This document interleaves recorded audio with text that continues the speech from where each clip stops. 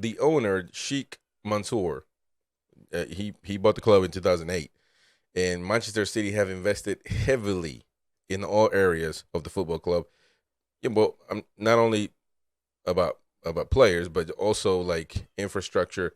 It's been big signings, big money, building everything they have. The stadium, which is a beautiful, big stadium.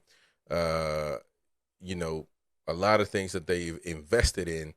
Uh, that's counting. They spent. I have the number right here. They spent 2,303 million euros in only transfers. Correct? Yeah, in only transfers. And that's after 15 years, and that's how much it cost them to win a Champions League. Manchester United was always the king of Manchester, from Premier Leagues to winning Champions Leagues, and Manchester City was always that little brother that always getting beat up. You see Silva right there, another player that they had for a long time. Mancini, manager for a long time. Uh, De Bruyne is there. See, you had internal right there. You see everything internal. The players weren't getting along with each other. I mean, just a lot of pain that they had to suffer. I mean, Manchester City finally taking over Champions League, and it took them a long time.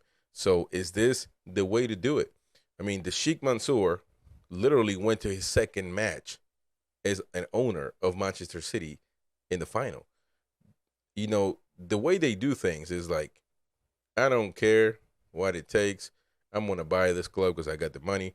I'm going to pay for players because I got the money. And I'm just going to keep putting money into it, whatever. And they're not interested in the football side. They're not fans of football. They're not fans of soccer, however you want to call it. They're not fans. Mansour is not a fan. You can't be a fan and you own your own club. You have your own club and you go to your second game after 15 years or after however many years. I'm sure the first game was the first year. So you can't be a fan. They take it as far as look at it as a business thing, and that's good too. That's okay. They're business people, you know what I mean? But you see this now. So this is probably a subject to debate later on in another video, where how crazy their money is scary. It's just, they have scary money, man. They just offer anything and everything. And listen, I mean, it took them over 2,000 million euros to win the Champions League. But I mean, I can tell you this from what I've experienced, they don't really care. They don't really care to spend that much money. They'll do it. They'll do it. I mean, they make billions in days. I mean, this is crazy. And the much, but you're going to see less of these clubs now that have tradition. Only Real Madrid, Barcelona are the top clubs that I think. I don't know if Juventus. I mean, I should know, but AC Milan's been bought by Chinese. Also, Inter Milan, Chinese or Asian. I know Inter Milan's been Chinese, but I don't know about AC Milan. I know it's Asian, I believe. Just been bought out. Been bought out, man. And Premier League being taken over by Middle Eastern owners, and Manchester United now close to being bought by Qatar. I mean, they're taking over all of football. Is it right? Is it wrong?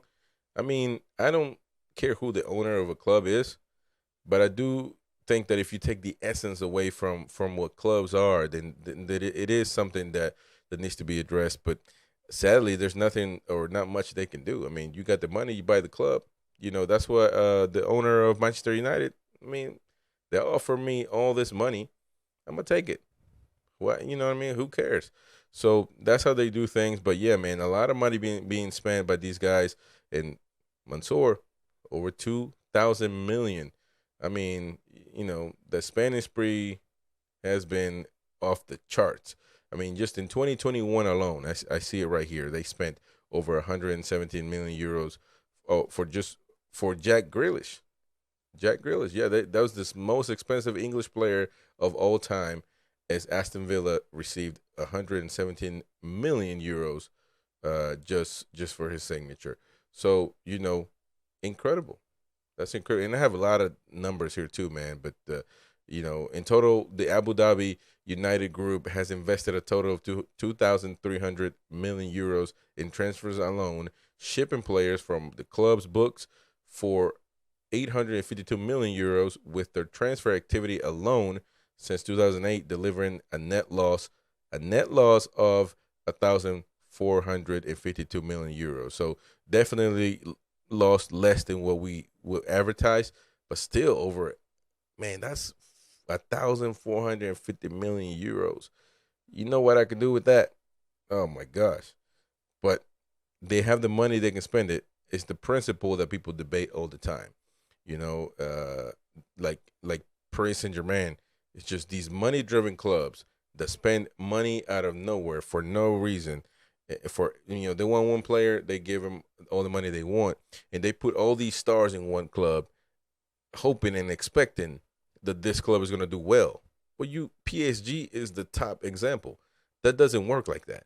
You know what I mean? Or the NBA. You saw LeBron, Dwayne Wade, Bosh get together. Just because you have great players together doesn't mean that you're going to win championships.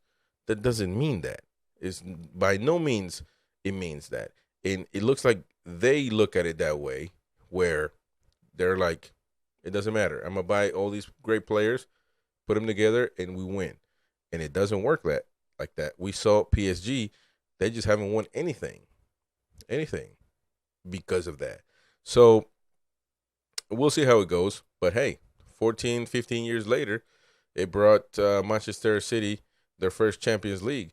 And although I said earlier that I don't believe that they'll win another one soon, this is the moment where they have the most chances. I will also say that they have the most chances to win another one now. I mean, I think the amount of players that they're losing. I mean, Bernardo Silva was a key player. De Bruyne keeps getting injured in the finals. And I can just go on and go on. So I do believe that it won't happen this next Champions League, but they have their best chances are now.